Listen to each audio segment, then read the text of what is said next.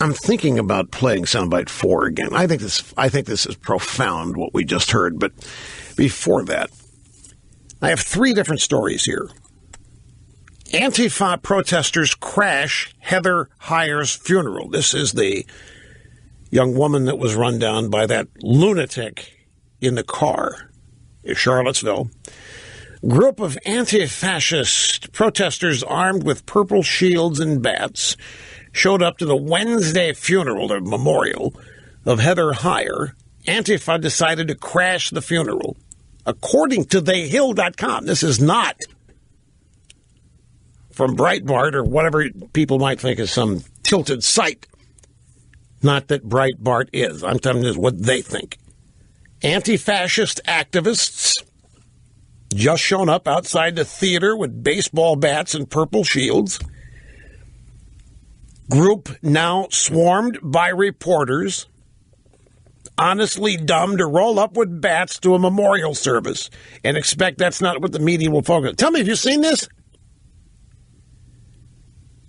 Well, we just heard here, the media saw it. The Hill.com was there, and there were cameras, reporters and cameras, and they had videotape of Antifa showing up at this memorial with bats. Have you seen that? I haven't seen that video. They must be suppressing that, because I haven't seen it. Have you? Now, Neely, I don't watch TV at night, so help me out here. You haven't seen it? Okay. Female reporter for The Hill allegedly punched by Antifa protester in Charlottesville. This story is 5 days ago. Female reporter for The Hill allegedly punched by an Antifa protester in the wake of a deadly car attack in Charlottesville Saturday as she tried to film the ensuing chaos. According to video given to the Daily Mail by Lorenz, the reporter, a nearby shirtless protester objects to her filming the pandemonium and is heard asking her to stop. When she refuses to put her camera away, he appears to punch her and yell, "Stop effing recording." Lorenz can be heard yelling as her phone hits the ground. And so there's a reporter here that got punched. Did you see the news of this? I didn't either. But Antifa punched a female reporter. It sounds like violence to me.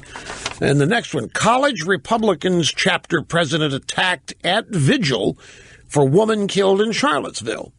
The president of a college Republican chapter said that he was attacked and choked by hard left activists as he attended a vigil for the woman killed Saturday at the Charlottesville Unite the Right demonstration. Ithaca College student Caleb Slater wrote in a statement that masked members of Antifa assaulted him at a Syracuse event held on Sunday in memory of Heather Heyer. Slater said he was grabbed by the shirt, thrown into the street. This was not a blocked-off road. Cars were present. I could have gotten run over, and they didn't care, he wrote, adding, "Nobody came to help me." Wow. 3 different stories of violence perpetrated on innocent people by Antifa protesters. I think somebody should have told all sides to stop the violence here. Oh, wait. Somebody did. Politico corrects false report that Trump referred to alt-right as us. Don't for a minute think this was a mistake. Politico's transcript of President Trump's remark Tuesday at Trump Tower falsely claimed that he used the word us to refer to the alt-right movement. Politico quoted Trump as saying, "Okay, what about the alt-left that came charging at us? Excuse me, what about the alt-left that came charging at the, as you say, the alt-right?" But you listen to the actual audio, Trump clearly did not say charging at us. Most other outlets, including CNN, reported that Trump said charging at them. Reporters on social media pointed out that Politico's transcript did not appear to match what was actually said, so Politico's corrected it. Don't for a minute think this is a mistake. This was as intentional as NBC's editing that 911 call from George Zimmerman about Trayvon Martin to make Zimmerman sound like a racist. They did the same thing to Trump to try to associate him with the so-called alt-right. Oh, we heard it wrong, Nate. We heard it wrong. We heard it wrong. Please forgive. We make our correction now. These people don't make these mistakes. Gettysburg standing firm. Battlefield says all monuments staying put. And I want to go back to audio soundbite number 4. This is the montage. And I'm going to give you the names. Lawrence Wilkerson, who used to work with Colin Powell, Chief of Staff, State Department. Larry Kudlow is the second voice you will hear. Sophia Nelson, who is former House Republican Committee counsel. Steve Schmidt, former RNC chair, he ran McCain's campaign. Michael Steele, former chairman, Republican National Committee, and Margaret Hoover, who is, I guess, just a former Republican. At any rate, before we played this the first time, we had these 3 Trump voters, all women, 2 black, 1 white, all proclaiming the fact that they're independent thinkers. They don't look to Trump for spiritual moral guidance. They're looking for Trump to fix the country. They're looking at Trump to fix this stupid identity politics. Identity politics is dividing us.